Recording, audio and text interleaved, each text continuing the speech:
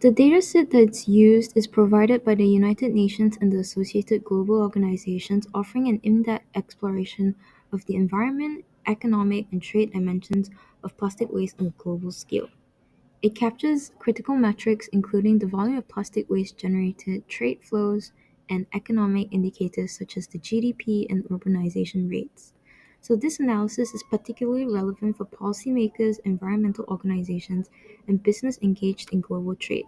It enables stakeholders to identify opportunities for sustainable waste management practices, track progress towards international reduction targets like COP25, and explore avenues for improving global trade equity. So the choice to focus on this dataset is rooted in its multi-phased nature, integrating environmental, economic, and trade data, which is as per the United Nations Conference on Trade and Development 2023. Beyond quantifying plastic waste, the data reveals how international trade in waste material reflects global economic disparities. For instance, certain high income countries are net exporters, while low and middle income countries tend to import disproportionate amounts of plastic waste. Furthermore, its demographic and economic indicators such as urbanization and GDP offer insights into factors influencing waste generation and management. By examining the relationships between these variables, the dataset enables an evaluation of trade imbalances, regional disparities, and policy effectiveness. The insights gained are instrumental for creating targeted waste reduction strategies, promoting global trade fairness, and improving environmental sustainability. So the 12 table sheets of the data has been pre-processed through removing null data, replaced values, removing its duplicates, gone through column manipulation as changing the data type, renaming the columns, creating derived columns, creating measures, and removing errors, as well as normalization in the plastic waste bilateral table, the country table, the region table, income table, municipal solid waste table, as well as creating a benchmark table for COP25. I have modified the relationships and created the dashboard in Power BI as well as the recommendation for the analysis come up with. The dashboard design was initially created in Figma and I added layers um, so that there would be the icon button, background button, button base so that I am able to have an outline before I create the dashboard in Power BI. Whilst my Power BI account is still alive, we will be explaining Dashboard A. So Dashboard A actually answers the question, what are the total import, export, and net trade values of plastic waste globally, and which countries exhibit the most significant trade imbalances from the BI requirement section of the report. So the dashboard, as you can see, reveals a significant net trade balance of 9.26 billion, driven by high import values of 7 billion and export values of 2 billion. China emerges as a major player in the trade landscape, showcasing the largest disparities in net trade. Additionally, implementing import taxes or providing incentives for sustainable waste management can discourage over-reliance on imports. Support for low-income and developing nations is crucial in this global effort. Providing financial and technical assistance can help these countries develop plastic recycling infrastructure, thereby reducing environmental impacts. As you can see in the KPI cards, the total imports is 7 billion, representing the total monetary value of plastic waste import globally, whereas you can see in the next KPI card, the total exports is 2 billion, representing the total monetary value of plastic waste exported globally. And the net trade is 9.26 billion, indicating the difference between total imports and exports, highlighting the overall trade imbalance. The total plastic waste is set at 1 million, reflecting the cumulative amount of plastic waste generated globally in terms of volume. The net trade by country name, as per the line chart, highlights the net trade balance for individual countries. China, as you can see, shows a significant negative trade balance, indicating its imports are far more plastic waste than it in exports. Germany has a relatively balanced trade with minimal trade imbalance. Hong Kong China exhibits a sharp negative trade balance, suggesting a dependency on import. Whereas you can see in the clustered bar and line chart, the trade value in export and import compares the plastic waste for various countries alongside the total trade value line. China and Germany features prominently in import and export activities, showcasing their active participation in global trade, whereas Hong Kong and other countries have high trade values but with visible imbalances between import and export values. So in dashboard B, you can see that it answers the question, what are the key factors influencing a country's classification into the high income group, and how do regional location and GDP levels contribute to this categorization, from the BI requirement section of the report. According to dashboard B, regions such as Europe and Central Asia should capitalize on their higher likelihood of being classified as high income by fostering innovation, trade, and sustainable economic growth to maintain their status. This strategy is essential for sustaining economic stability and progression. Countries aiming to move to high income groups should prioritize policies that boost GDP through investments in infrastructure, education, and industrial development. As such, investments not only enhance productivity but also create a more conducive environment for sustainable economic growth. As you can see on the left panel, this graph identifies the factors that most significantly influence a country's likelihood of being classified as high income. The analysis highlights that the regional location is a key determinant, with countries in Europe and Central Asia being 2.49 times higher, more likely to belong to the high income group than others. The GDP per capita emerges as another critical factor. Countries with higher GDP, such as 43,711 or more, are strongly correlated with high income status. The visualization also shows a breakdown of countries within each income group. Among the 211 countries analyzed, 76 fall under the high income category, followed by 56 in the upper middle income and 33 in the low income group. On the right panel, you can see that this is the regional influence on the income group. This bar chart provides a regional perspective on income classification, showing the percentage of countries in each region classified as high income. North America exhibits the highest percentage, with nearly all countries classified as high income. Europe and Central Asia follows closely with significantly higher percentage compared to the global average. Regions like Sub-Saharan Africa and South Asia displays minimal representation in the high income group, reflecting stark regional disparities in economic development.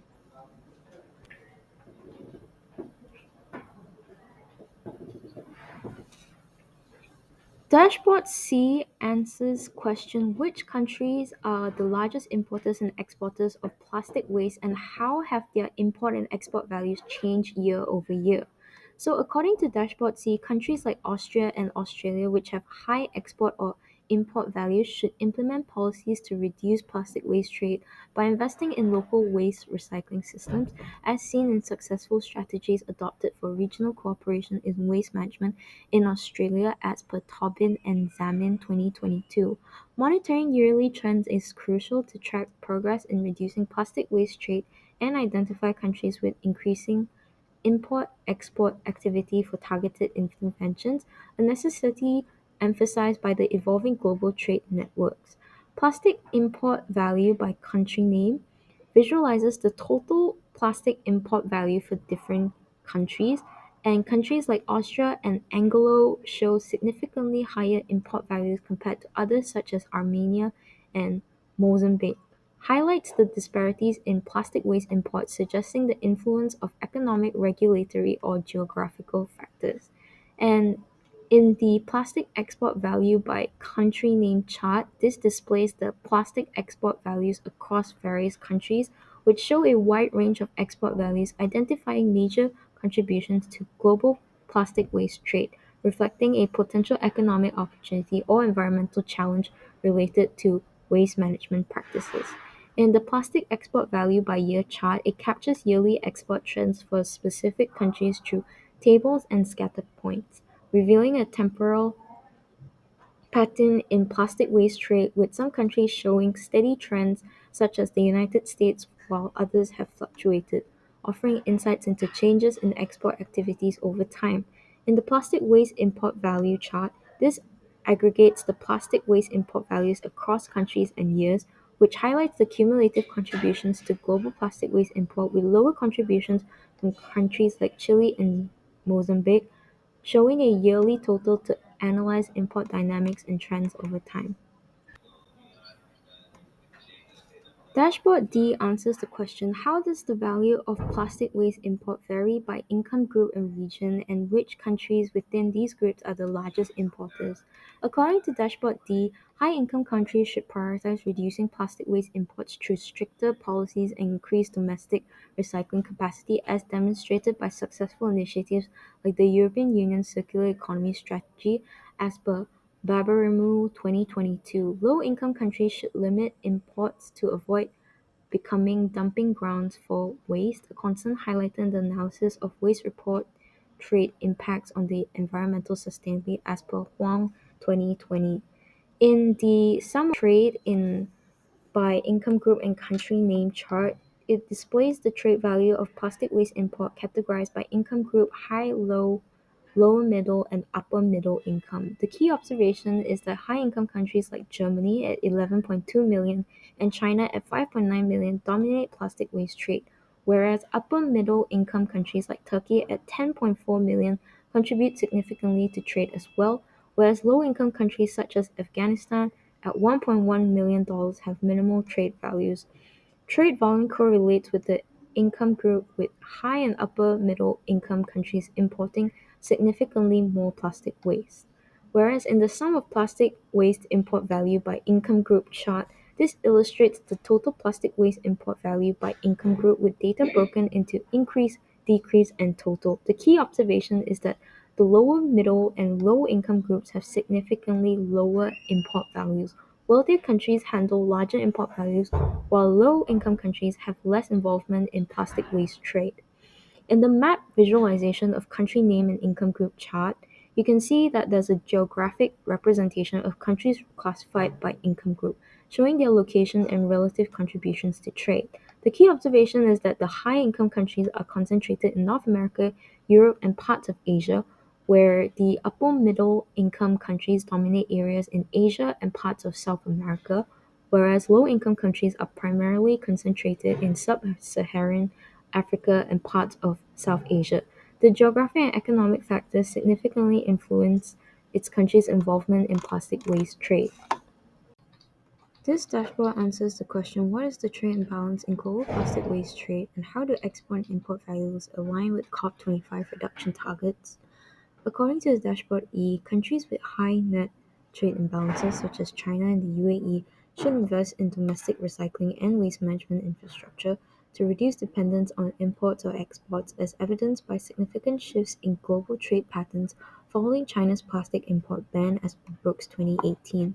Strengthening international agreements by aligning trade policies with COP25 benchmarks can help ensure balanced trade and reduce the export and import of plastic waste by 50%, as highlighted by the Basel Convention rules in regulating plastic waste trade flows. In the trade imbalance in global waste trade chart, it displays the detailed data of the net trade and trade imbalance for various countries. The key observation is that China has the highest net trade value at 5.82 billion, but a significant negative trade balance at negative 5.77 billion, indicating a heavy reliance on imports. The United Arab Emirates has a positive trade balance of 1.34 billion, highlighting it as a net exporter, whereas countries like Germany and Hong Kong show a substantial trade imbalance of a negative trade balance of negative 264 million and 396 million, respectively.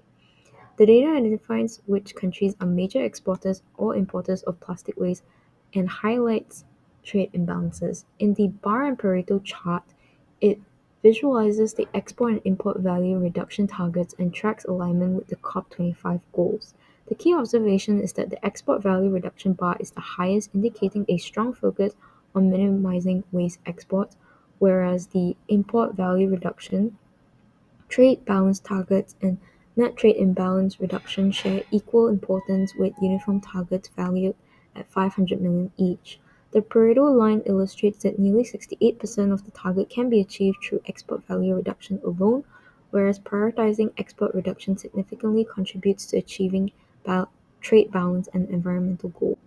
Dashboard F answers the question: what is the total import and export value of plastic waste globally, and how does the net trade vary across countries? According to Dashboard F, to encourage trade balance through policy interventions, countries must address significant trade imbalances such as China's status as a net importer of plastic waste.